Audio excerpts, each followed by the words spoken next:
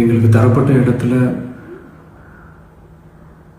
நாங்கள் போய் அந்த ஸ்பாட்டில் நின்று நாங்கள் பேசிட்டு வந்தோம். அதை தாண்டி எந்த தவறும் எங்கள் சைடில் நாங்கள் எதுவுமே செய்யலை.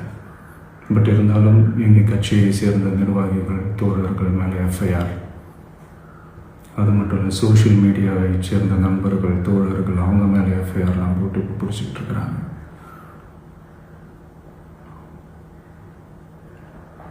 சிஎம் சார், உங்களுக்கு ஏதாவது இந்த பழி வாங்கணும் அப்படின்ற எண்ணம் ஏதாவது இருந்துச்சுன்னா என்ன வேணாலும் பண்ணுங்க.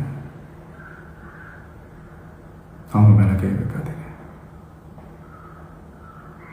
நான் ஒன்று வீட்டில் இருப்பேன், இல்லை நான் ஆஃபீஸில் இருப்பேன். என்ன வேணாலும் செய்யுங்க. நண்பர்களே, தோழர்களே, நம்மளோட அரசியல் பயணம் இன்னும் ஸ்ட்ராங்காக, இன்னும் தைரியத்தோட கண்டினியூ ஆகும்.